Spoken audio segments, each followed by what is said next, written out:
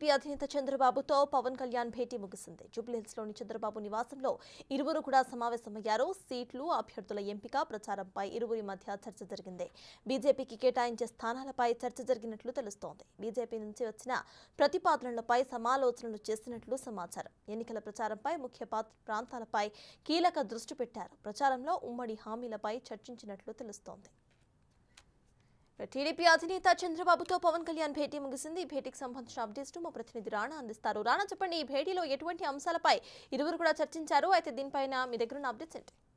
సత్తాస్ దాదాపు 75 నిమిషాల పాటు వీరిద్దరి మధ్య కూడా భేటీ జరిగింది. అయితే రాష్ట్రంలో జరుగుతున్న తాజా రాజకీయ పరిణామాలపైన వారు పూర్తిస్థాయిలో కూడా చర్చించుకునే నేపథ్యం ఏర్పడుతుంది. ఎందుకంటే రాబోయే రోజులు 23 తారీఖుని 20 తారీఖు ఇద్దరు నాయకులు జనాల్లోకి వెళ్తూపోతున్నారు కాబట్టి వారి యొక్క ప్రచారాన్ని కూడా మొదలుగా చేయబోతున్నారు కాబట్టి దానికి తగ్గట్టుగా అనుసరించినటువంటి వ్యూహాలు ఏవైతున్నాయో దానిపైన కూడా వారు పదును పెట్టినటువంటి నేపథ్యం ఏర్పడుతుంది. ఇంకా అభ్యర్థుల విషయంలో కూడా ఆలస్యం చేయకూడదనే యోచనలో ఇద్దరు అధినాయకులు ఉన్నట్టుగా మనకు సమాచారం అవుతుంది. ఇప్పటికే టీడీపీ ప్రకటించినటువంటి అభ్యర్థులు ఎవరవుతున్నారో అభ్యర్థులంతా కూడా 23 తారీఖు చంద్రబాబు నాయుడు వారితో ప్రత్యేకమైనటువంటి భేటీ కూడా ఉండబోతుంది. దాని తర్వాత జనసేన నుంచి ఇప్పటికే దాదాపు 21 సీట్లు వారికి కేటాయించారు కాబట్టి ఆ సీట్లు ఏ నియోజకవర్గాలు ఉండబోతున్నాయి, సో ఎవరెవరు అఫీషియల్గా అక్కడ పోటీ చేయబోతున్నారు అంశం పైన కూడా ఒక క్లారిటీ అనేది ఇవాళ వచ్చినటువంటి నేపథ్యం కాబట్టి అయితే బీజేపీ చాలా కీలకమైనటువంటి స్థానాలను కూడా వారు అడుగుతున్న నేపథ్యంలో ముఖ్యంగా కృష్ణా జిల్లా కానీ ఉభయ గోదావరి జిల్లాలో కూడా కొన్ని స్థానాలు కూడా వారు అడిగారు కాబట్టి ఆ స్థానాలు ఏవై ఉంటాయని దానిపై కూడా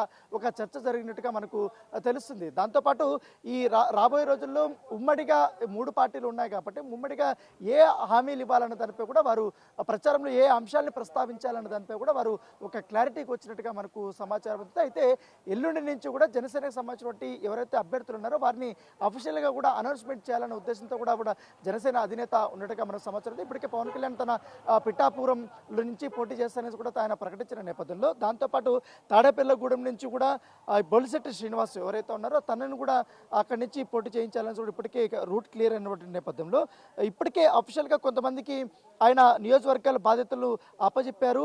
వాటికి సంబంధించినటువంటి విషయంలో వారే ఇక మీదట ఆ నియోజకవర్గాల్లో పోటీ చేస్తారనేది కూడా ఇప్పటికే ఊహాగానాలు వస్తున్నటువంటి నేపథ్యంలో వారందరినీ కూడా అఫీషియల్గా అనౌన్స్మెంట్ చేయాలనే ఉద్దేశంతో కూడా పవన్ కళ్యాణ్ ఉన్నారు. దాని తగ్గట్టుగా ఒక చంద్రబాబు నాయుడుతో కూడా చర్చించిన తర్వాత ఒక క్లారిటీ అనేది వచ్చినటువంటి నేపథ్యం ఏర్పడుతుంది. దాంతోపాటు ఈ ఉమ్మడి ప్రచారం అనేది ఎక్కువగా ఉండబోతుంది. చంద్రబాబు నాయుడు కానీ పవన్ కళ్యాణ్ కానీ వారిద్దరు కూడా జరపబోయే సభలు ఎలా ఉండాలి, దాంతో ఆ సభలో ఏ అంశాలని ఎక్కువగా ప్రస్తావించాలన్న దానిపై కూడా వారు చర్చించుకుంటారని తెలుస్తుంది. దాంతోపాటు పూర్తిగా ఇప్పుడు ఈ డిజిటల్ మీడియాను కూడా వారు పూర్తిగా వినియోగించుకోవాలని చెప్తారు. ఎందుకంటే వైసీపీ దాదాపు ఈ 5 సంవత్సరాల్లో చేసినటువంటి అసమర్థ పనులు ఏవైతున్నాయో వాటంతా కూడా ప్రజలకి అర్థమయ్యే విధంగా కూడా వాటిని ఉండాలి అనే దానిపై కూడా రూపుదిద్దుకోవాలి. దాని తగ్గట్టుగానే ప్రచారం ఉండాలనే దానిపై కూడా ఇరు నాయకుల మధ్య చర్చ జరిగినట్టుగా మనకు సమాచారం అందుతుంది. దాంతోపాటు చంద్రబాబు నాయుడు ఇప్పటికే ఆల్మోస్ట్ ఈ మధ్య కాలంలో ఎక్కువగా జనాల మధ్య ఉన్నారు, అనేక సభల్లో కూడా ఆయన పాల్గొన్నారు కాబట్టి దాంతోపాటు ఇప్పుడు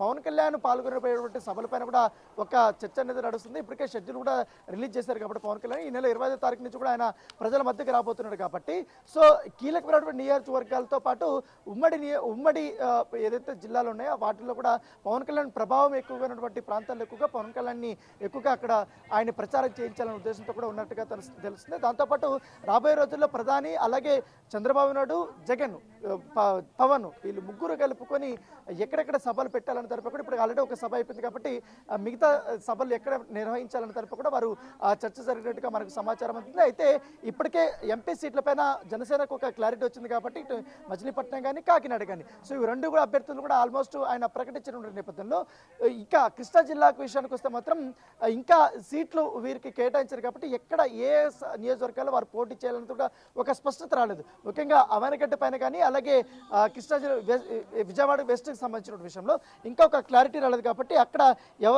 ఏ పార్టీ నిలబెట్టాలని దానిపై కూడా ఒక అవగాహనకు వస్తుంది. ఇప్పటికే విజయవాడకి సంబంధించిన విషయంలో బీజేపీ కూడా ఆ సీటు మీద ఎక్కువగా ఫోకస్ పెట్టింది కాబట్టి అక్కడ జనసేన పార్టీకి సంబంధించిన పోతిని మహేష్ని దింపాలన్న ఉద్దేశంతో కూడా పవన్ కళ్యాణ్ మొదటి నుంచి కూడా ఆలోచిస్తున్నారు. దాని తగ్గట్టుగానే చంద్రబాబు నాయుడు దగ్గర అనేక సార్లు కూడా డిస్కస్ చేసినటువంటి నేపథ్యం ఈ అంశం కూడా ఇవాళ ప్రస్తావనకు వచ్చినట్టుగా మనకు సమాచారం అందుతుంది. సో ఏదన్నటికీ కానీ ఇవాళ చాలా కీలకమైనటువంటి భేటీ అని చెప్పుకోవచ్చు. ఎందుకంటే ఇరు అధినేతలు కూడా ప్రజల్లోకి వెళ్ళబోతున్నటువంటి నేపథ్యంలో ఆ ప్రచారాలకు ఎంత ఇంపార్టెన్స్ ఇవ్వాలి, ఆ ప్రచారంలో ఏ అంశాలని ప్రస్తావించాలి అన్న దానిపై కూడా ఒక క్లారిటీ అనేది ఇవాళ వచ్చినటువంటి నేపథ్యం కనపడుతుంది. ఎందుకంటే దాదాపు ప్రత్యేక హోదా నుంచి కూడా చూసుకుంటే స్టీల్ ప్లాంట్ వ్యవహారం కానీ లేకపోతే ఏదైతే వైసీపీ అనేక హామీలు వచ్చింది వారు ఏ విధంగా విస్మరించారు, ప్రజల్ని ఏ విధంగా దగా చేశారన్న దానిపై కూడా చాలా క్లారిటీగా ప్రజలకి వివరించాలనే ఉద్దేశంతోనే పైగా ఉమ్మడి హామీలు ఏ విధంగా ఉండాలన్న దానిపై కూడా వారు చర్చించినట్టుగా సమాచారం అవుతుంది. ఇప్పుడు ఆల్రెడీ వీళ్ళిద్దరు భేటీ అయిన తర్వాత